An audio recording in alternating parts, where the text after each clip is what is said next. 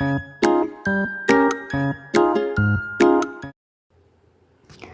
Students, हम पढ़ रहे हैं क्लास 6 का chapter 1 from history book and the chapter name is what, where, how and when. क्या, कब, कहाँ और कैसे। सो यहाँ पे एक लड़की है जिसका नाम है रशीदा और उसका एक क्वेश्चन है। She wanted to ask a question. Rashida sat reading the newspaper. Rashida बैठ जाती न्यूज़पेपर पढ़ने के लिए। सडनली, अचानक से, her eyes fell on a small headline. उसकी नज़र जो है एक छोटी सी सुर्खी पर पड़ती है। 100 years ago, 100 साल पहले, मतलब 100 साल पहले। हाउ शी वंडर्ड, कैसे वो सोचने लगती है। Could anyone know what had happened so many years ago, कोई कैसे जान सकता है कि इतने सालों पहले क्या हुआ था। फाइंडिंग आउट व्हाट हैपेंड, कैसे पता लगाएं कि क्या हुआ। Yesterday you could listen to the radio, watch television, read a newspaper. ये जानने के लिए कि कल क्या हुआ था हम रेडियो सुन सकते हैं, टीवी देख सकते हैं या फिर न्यूज़पेपर अखबार में पढ़ सकते हैं। लास्ट ईयर आज समबडी हु रिमेंबर्स, साथ ही ये जानने के लिए कि पिछले साल क्या हुआ था हम किसी ऐसे व्यक्ति से बात कर सकते हैं जिसने उस समय में वो चीज़ें की हो या देखी हों। But what about long long ago, let us see how it can be done. लेकिन बहुत पहले क्या हुआ था ये हम कैसे जान सकते हैं। तो चलो हम पढ़ते हैं। What can we know about the past, हमारा जो पास्ट है, मतलब हमारा जो गुजरा हुआ कल है, जो अतीत है, उसके बारे में हम क्या जान सकते हैं। There are several things we can find out, यहाँ पर बहुत सारी ऐसी चीज़ें हैं जो हम पता कर सकते हैं। वॉट पीपल ईट, लोग जो है वो क्या खाते थे। द काइंड्स ऑफ क्लोथ्स दे वोर, किस तरह के जो कपड़े हैं वो पहनते थे। The houses in which they lived, किस तरह के घरों में वो लोग रहते थे। We can find out about the lives of hunters. Hunters क्या होते हैं? हंटर्स होते हैं जो शिकार करते हैं, उनकी जीवन जीने के तरीके के बारे में जान सकते हैं। हर्डर्स मतलब जो पशुपालन में विश्वास करते हैं, जो लोग पशु पालते थे। फार्मर्स जो लोग खेती करते हैं, किसान होते हैं। रूलर्स जो शासक होते हैं। मर्चेंट्स जो व्यापारी हैं। प्रिस्ट मतलब जो पुजारी हैं। एंड क्राफ्ट पर्सन होते हैं शिल्पकार। एंड आर्टिस्ट और कलाकार। म्यूजिशियन संगीतकार। एंड साइंटिस्ट और वैज्ञानिक जो आज के टाइम पे भी हैं। We can also find out about the games children played, हम ऐसे लेकिन पुराने टाइम में लोग कैसे इन चीज़ों का निर्माण करते थे, कैसे होते थे, क्या करते थे, कहाँ रहते थे, क्या खाते थे। जो बच्चे हैं वो किस तरीके के गेम्स खेलते थे, क्या खेलते थे, किस तरह की कहानियाँ सुनते थे। द स्टोरीज दे हर्ड, जो कहानियाँ उन्होंने सुनी थी। द प्लेस दे सो, कौन कौन से गेम जो है या नाटक हैं, प्ले मतलब नाटक है जो उन्होंने देखे थे। द सॉन्ग्स दे sang, और किस तरीके के जो गीत हैं वो लोग गाते थे। वेयर डिड पीपल लिव, लोग कहाँ रहते थे। Find the river Narmada on map 1 page 2, यहाँ पे एक मैप दिया हुआ है। सो यहाँ पे हमें नर्मदा नदी ढूंढनी है। यहाँ पे नर्मदा नदी कहाँ पे है वो देखना है। So look after.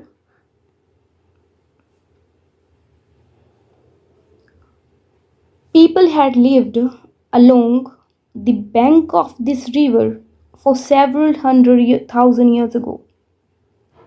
People have lived, लोग जो हैं कई लाख, 100,000 years, several hundred, कई लाख साल पहले जो है इस नदी के तट पर रहते थे। कौन सी नदी? नर्मदा नदी के तट पर।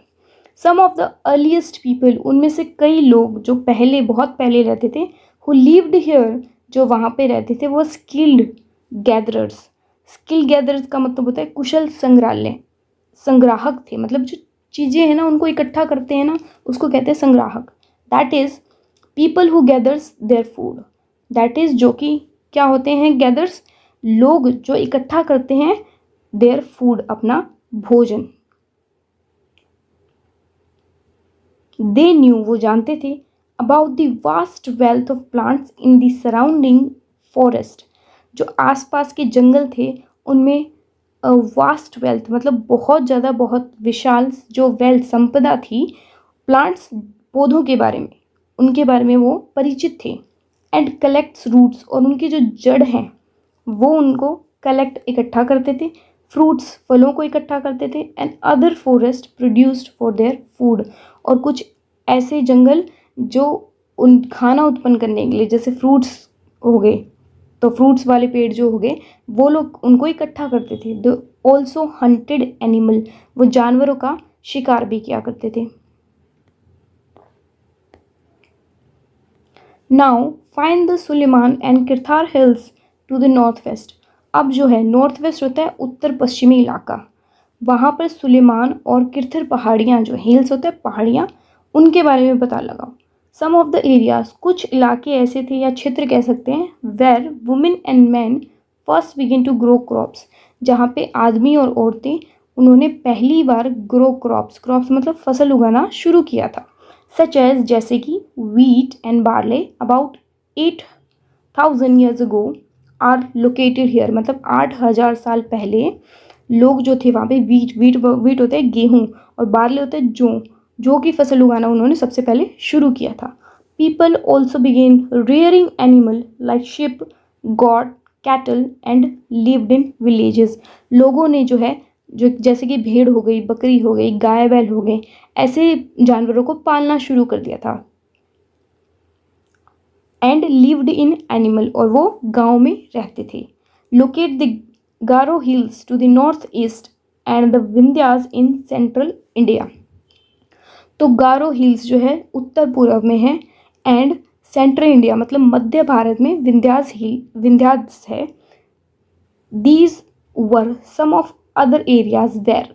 अब यहाँ पे पहले हमने सुलेमान और किरथार हिल्स की बात करी, अब हम कर रहे हैं गारो हिल्स की बात और विंध्यास की बात। यहाँ पे क्या हुआ था वो पढ़ते हैं। यहाँ पे ये मैप दे रखा है इंडिया का, और यहाँ पे ये दे रखी है गंगा नदी। यहाँ पे देखो मध्य सेंट्रल में विंध्यास है, यहाँ पे दिख रहा है, यहाँ पे गारो हिल्स है, और ये है किरथार, यहाँ पे सुलेमान है, यहाँ पे इंडस नदी जो है,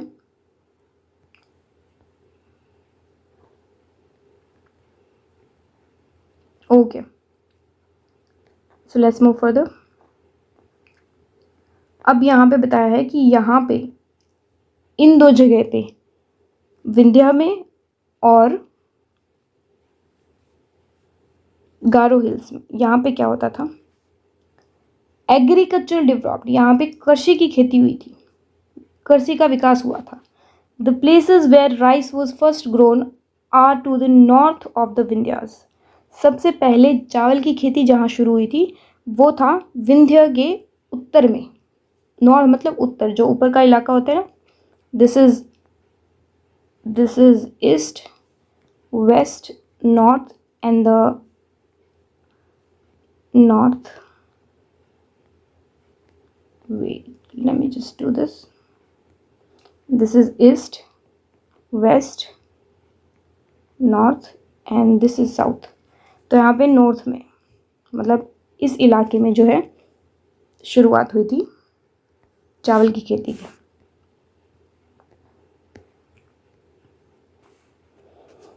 Trace the river Indus and its tributaries. अब ट्रिब्यूटरीज क्या होता है, ट्रिब्यूटरीज होते हैं सहायक नदियाँ, जो सहायक नदियाँ होती हैं उनको कहते हैं ट्रिब्यूटरीज। तो यहाँ पे रिवर इंडस की बात हो रही है, इंडस नदी की, सिंधु नदी की बात हो रही है यहाँ पे।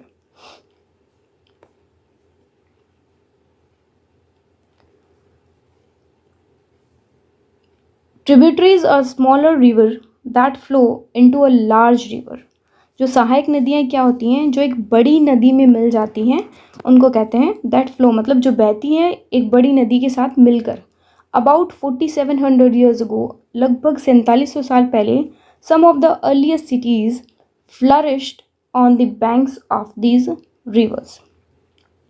फ्लरिश का मतलब होता है फूलना, खिलना, फूलना। तो सब 4700 साल पहले क्या हुआ था, इन नदियों के बैंक मतलब किनारे पर जो सिटीज़ हैं, मतलब जो शहर हैं या फिर जो नगर है, उनका निर्माण होना शुरू हो गया था। लेटर बाद में अबाउट 2500 ईयर्स अगो, मतलब 2500 साल बाद, सिटीज़ डेवलप्ड, सिटी मतलब नगर या फिर शहर, उनका विकास हुआ on the banks of Ganga नदी के तट पर, एंड इट्स ट्रिब्यूटरीज, और उसकी सहायक नदियों के तट पर, and along the sea coast, और जो समुद्री तटीय इलाके हैं वहाँ पर। Locate the Ganga and its tributary called the Son. अब यहाँ पे गंगा नदी की एक सहायक नदी है, ट्रिब्यूटरी है, जिसको सोन नदी के नाम से बोलते हैं, तो वहाँ उसको ढूंढते हैं। In ancient times the area along these rivers to the south of Ganga was known as Magadh. In ancient times मतलब प्राचीन समय में जो एरिया, जो मतलब क्षेत्र था या इलाका था इन नदियों के पास का, टू दी साउथ, साउथ होता है अब दक्षिण में, उस और जो कि गंगा के दक्षिण में था, उनको मगध के नाम से जाना जाता था। Now lying in the state of Bihar, जो कि आज कहाँ पड़ता है, आज वो बिहार में पड़ता है Magadh. It's rulers were very powerful, यहाँ के रूलर्स मतलब जो शासक थे वो बहुत ज़्यादा पावरफुल, शक्तिशाली थे। And set up a large kingdom, और उन्होंने बहुत बड़ा जो अपना साम्राज्य है वो स्थापित किया था। Kingdoms were set up in other parts of the country as well, जो साम्राज्य थे उनके वो कंट्री, देश के दूसरे हिस्सों में भी उन्होंने अपने राज्य जो हैं वो स्थापित कर लिए थे। Throughout people travelled from one part of the subcontinent to another. Subcontinent होता है उपमहाद्वीप। अब लोग जो थे वो उपमहाद्वीप के एक हिस्से से, वन पार्ट मतलब एक हिस्से से दूसरे हिस्से तक ट्रैवल करते थे, यात्रा करते थे। The hills and high mountains including the hills, पहाड़ियाँ, एंड हाई माउंटेन्स, और ऊंचे ऊंचे पर्वत थे जैसे कि हिमालय था, डेजर्ट रेगिस्तान थे, रिवर्स नदियाँ थी, एंड सीज और समुद्र थे। Made journey dangerous at times, उनकी वजह से जो यात्रा थी उन लोगों की वो काफ़ी परेशानी भरी हो जाती थी, बट नेवर इम्पॉसिबल, मतलब उनको कुछ डिफ़िकल्टीज़ का सामना करना पड़ता था, लेकिन ये नहीं था कि वो कर नहीं सकते थे, एक दूसरी जगह पे यात्रा वो कर सकते थे। सो इसीलिए man and women moved in search of livelihood, इसलिए जो औरतें थी और जो आदमी थे वो अपने जीवन यापन के लिए एक जगह से दूसरी जगह तक जाते रहते थे। As also to escape from natural disasters like flood और ड्रॉट, जैसे कि नेचुरल डिजास्टर्स होती हैं, मतलब प्राकृतिक आपदाएं होती है कि बाढ़ आ गई या फिर सूखा पड़ गया कहीं कहीं पर, तो इसलिए भी लोग एक जगह से दूसरी जगह तक मूव ऑन करते रहते थे अपने जीवन यापन के लिए। समटाइम्स, कई बार, मैन मास्ड इन आर्मीज, लोग जो थे वो आर्मीज होते हैं जो सेना में जाया करते थे। कभी कभी सेनाएं जैसे दूसरे क्षेत्रों पर कॉन्करिंग अदर्स लैंड्स, कॉन्करिंग मतलब विजय हासिल कर लेना, उन्होंने दूसरे क्षेत्रों पर विजय हासिल कर ली थी। बिसाइड्स, के बावजूद, के अलावा, मर्चेंट्स जो व्यापारी थे ट्रैवल्ड विद कारवांस ऑन शिप्स, वो अपने कारवां मतलब काफिला होता है उनका, जो लोग होते हैं काफ़ी, उनके साथ में जो व्यापारी थे वो शिप्स जहाज के थ्रू यात्रा करते थे। कैरिंग, लेकर जाते थे वो valuable goods from place to place, valuable होता है बहुत ही मूल्यवान, बहुत ही कॉस्टली, कीमती, गुड्स होता है सामान या फिर वस्तुएं, फ्रॉम प्लेस टू प्लेस एक जगह से दूसरी जगह तक ले जाया करते थे। एंड रिलीजियस टीचर मतलब धार्मिक गुरु थे, walked from village to village, town to town, वो एक गांव से दूसरे गांव में या एक कस्बे से दूसरे कस्बे में, stopping to offer instructions and advice on the way, stop मतलब रुकते थे या जाया करते थे या फिर रास्ते में वो लोगों को एक गांव से दूसरे गांव या एक कस्बे से दूसरे कस्बे जाकर लोगों को क्या देते थे, इंस्ट्रक्शंस, वो उनको सुझाव देते थे, सलाह देते थे कि क्या क्या करना है, एडवाइस, सलाह देते थे उनको। Finally, some people perhaps traveled driven by a spirit of adventure, wanting to discover new and exciting places. उसके अलावा कुछ लोग ऐसे थे जो मतलब जिनको मतलब ट्रैवलिंग बहुत पसंद थी, जो नई नई जगह पे जाना चाहते थे, जिनको अच्छा लगता था कि कहीं जाकर उनकी चीज़ों के बारे में जाने, नई नई चीज़ों के बारे में जाने, नई नई लोगों से मिले। सो इसलिए वो क्या करते थे, वो अपने ऐसे जगहों को खोजते थे और उनमें जाने की उत्सुकता रखते थे, इसलिए वो यात्रा करना ज़्यादा पसंद करते थे। All these led to the sharing of ideas between people, और इन सभी ट्रैवलिंग से मतलब इन सभी यात्राओं से लोगों को एक दूसरे के विचारों को जानने का मौका मिलता था। Why do people travel nowadays, आज लोग ट्रैवल यात्रा क्यों करते हैं? Look at map 1 once more, एक बार फिर से मैप 1 पे देखते हैं। Hills, mountains and seas from the natural frontier of the subcontinent, subcontinent मतलब उपमहाद्वीप, उनकी जो नेचुरल फ्रंटियर मतलब प्राकृतिक सीमा है, वहाँ से पहाड़ियाँ, पर्वत और समुद्र, उनका निर्माण कैसे हुआ? While it was difficult to cross these frontier, जबकि इन सीमाओं को पार करना बहुत मुश्किल है. Those who wanted could, जो चाहते थे इन सीमाओं को पार करना, जो जैसे कुछ लोग हैं जो पर्वत पर चढ़ते हैं, जैसे माउंट एवरेस्ट है, तो ये बहुत डिफिकल्ट वे है, बट स्टिल कुछ लोग चाहते हैं कि मैं चढ़ूंगा, तो वो करते हैं वो काम. तो दे हु वांटेड कुड, जो चाहते थे उन्होंने किया. And did scale the mountains and cross the seas, और उन्होंने पर्वत की ऊंचाइयों को छुआ और गहरे गहरे क्रॉस द सीज, गहरे गहरे समुद्रों को पार किया. People from across the frontier also came into the subcontinent and settle here. Across the frontier का मतलब है कि लोग जो बाहर से आए थे, मतलब जो सबकॉन्टिनेंट उपमहाद्वीप के बाहर से लोग थे, वो भी यहाँ पर आए और यहाँ पे आकर बस गए. सेटल होना मतलब बस जाना. These movements of people enrich our cultural traditions. These movements, ये जो लोगों की गतिविधियाँ थी कि बाहर से आकर यहाँ पे बसना, इससे क्या हुआ, लोग जो थे उन्होंने हमारे जो कल्चर है, कल्चर मतलब जो हमारी सांस्कृतिक परंपरा है, उसको बहुत ही आगे बढ़ाया, उसको समृद्ध बनाया. People have shared new ways of carving stone, composing music. People have shared new ways. लोगों ने सीखा या एक दूसरे के साथ अपने विचार बांटे. किस चीज़ में? Carving stone. स्टोन मतलब होता है पत्थर. कार्विंग का मतलब होता है पत्थरों पर लिखना, पत्थरों को तराशना. कंपोजिंग म्यूजिक, संगीत का निर्माण करना है, संगीत की रचना करना. And even cooking food over several hundreds of years, या फिर कुकिंग फूड मतलब खाना बनाने के जो नए नए तरीके थे, उनके बारे में एक दूसरे के विचारों को आदान प्रदान किया, एक दूसरे को बताया. Names of the land. अब जो नेम्स ऑफ द लैंड मतलब जो देश थे उनके नाम क्या क्या थे. Two of the words. Land मतलब जो हमारी धरती है उसका नाम कैसे पड़े थे. Two of the words we often use for a country are India and Bharat.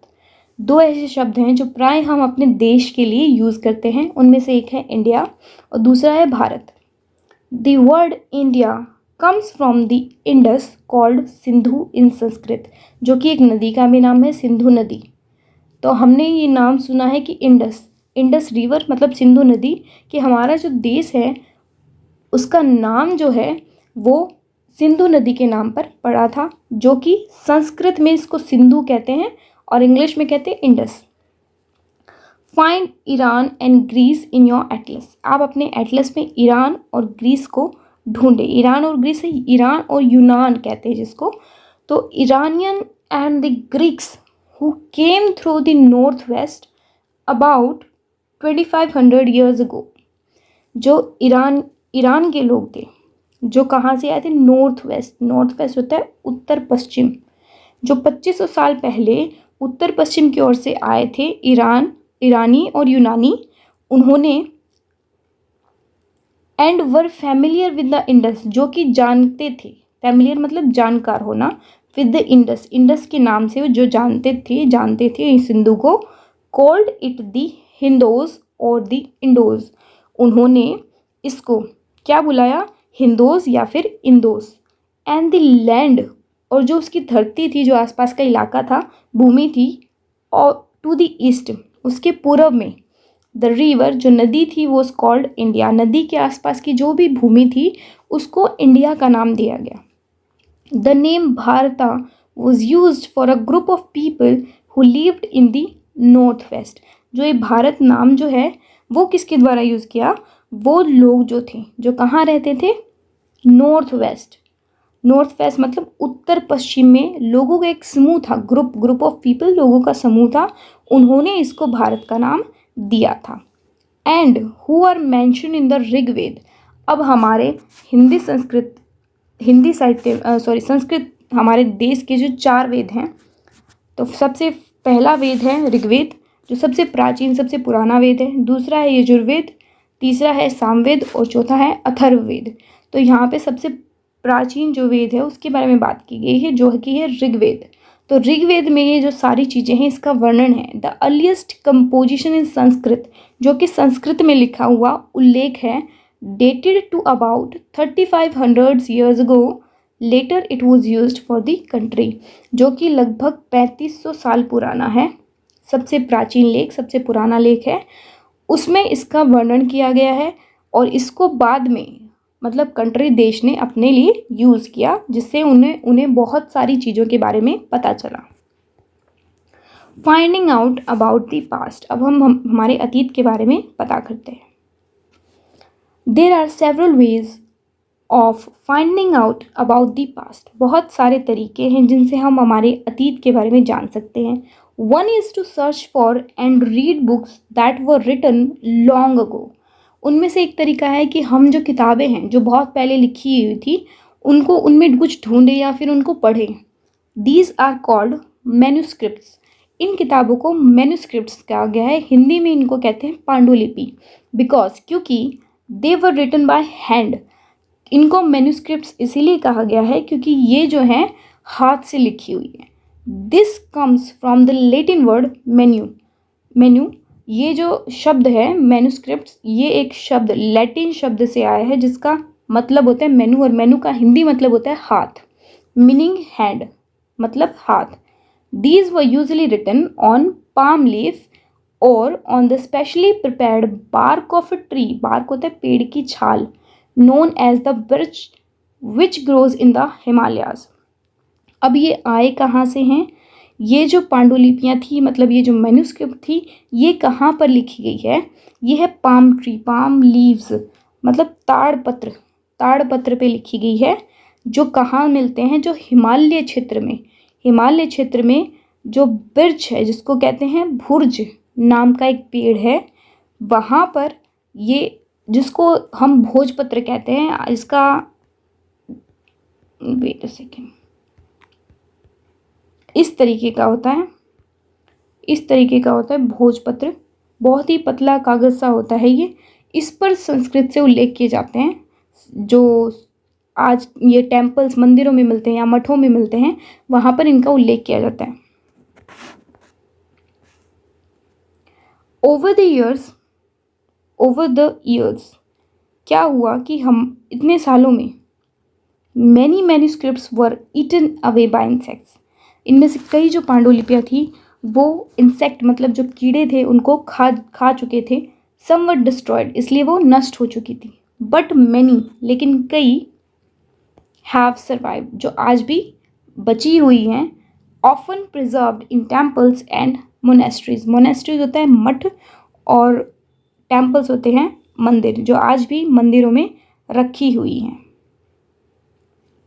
These books dealt with all kinds of subjects, इन किताबों में हम हर तरह के सब्जेक्ट, हर तरह के विषयों के बारे में बात करते हैं। रिलीजियस बिलीव्स, धार्मिक बिलीफ मतलब होता है मानना, धार्मिक मान्यता, एंड प्रैक्टिसेस, और उनके व्यवहार। द लाइव्स ऑफ किंग, राजाओं के जीवन कैसे थे। मेडिसिन्स, दवाइयाँ, एंड साइंस, और विज्ञान। बिसाइड्स, के अलावा, there were epics, poems and plays. Epics क्या होते हैं? एपिक्स होते हैं महाकाव्य, पोइम्स होती हैं कविताएं, एंड प्लेज होते हैं नाटक। Many of these were written in Sanskrit, इनमें से बहुत सारी जो हैं वो संस्कृत में लिखी हुई हैं। Other were in Prakrit, languages used by ordinary people, जो प्राकृत लैंग्वेज थी, जो वहाँ के सामान्य साधारण लोग थे, उनके द्वारा इस्तेमाल की जाती थी। एंड तमिल, और तमिल भाषा उनमें लिखी गई है, लेकिन बहुत सारी जो है वो संस्कृत में लिखी हुई है। We can also study inscriptions, हम जो है इन अभिलेखों पर अध्ययन कर सकते हैं। These are writings on relatively hard surface such as stone और मेटल, ये जो हैं वो किस पे लिखी हुई हैं? हार्ड सरफेस, बहुत ही सख्त सरफेस, मतलब होता है जैसे पत्थर हो गए, धातु हो गई, मेटल मतलब कोई धातु, उन पर लिखी हुई हैं, जो बहुत ही कठोर सतह के होते हैं।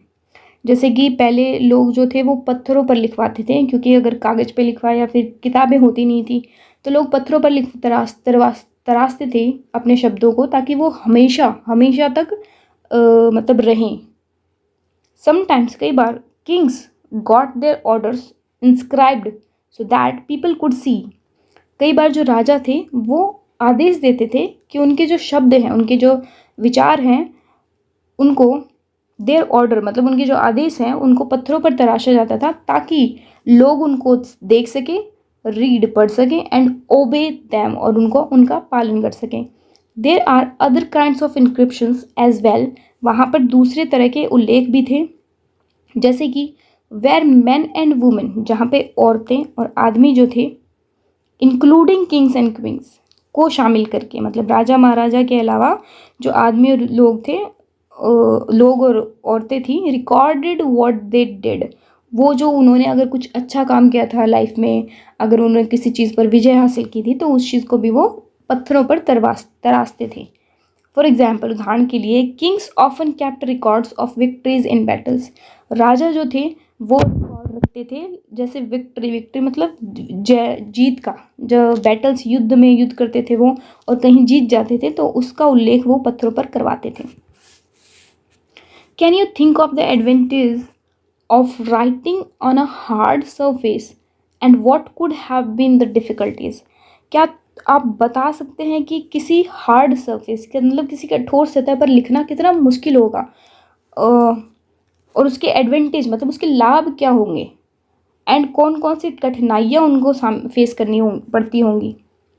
There were many other things that were made and used in the past. बहुत और अलग अलग चीज़ें थी जो पास्ट में यूज़ हुई, अतीत में प्रयोग में लाई गई और उनसे बनी हुई हैं।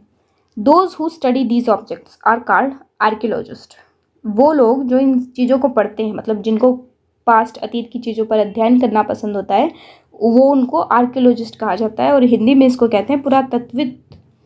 दे study the remains of buildings made of stone and bricks, paintings and sculptures. They study the remains, वो बचा हुआ हिस्सा, मतलब कोई इमारत है जो टूट गई है उस पर वो ध्यान करते हैं। और जैसे पत्थर हो गए, बिल्डिंग्स, स्टोन मतलब पत्थर, ब्रिक्स मतलब ईंटें, पेंटिंग्स जो चित्रकला है, चित्रकारी है, चित्र हैं, और स्कल्पचर्स जो मूर्तियां हैं, उनके बारे में वो अध्ययन करते हैं। They also explore and excavate. वो उसके अलावा क्या क्या पढ़ते हैं? Dig under the surface of the earth, वो धरती के अंदर खोदते हैं। टू फाइंड टूल्स, औजारों को पाने के लिए, वेपन्स, हथियारों को पाने के लिए, पोट्स मतलब मटके जो घड़े हो गए उनको, पेन्स मतलब जो बर्तन हो गए, ऑर्नामेंट्स जो आभूषण हो गए, एंड कॉइन्स और सिक्के। तो इन सभी चीज़ों को खोद खोद कर वो निकालते हैं, ढूंढते हैं।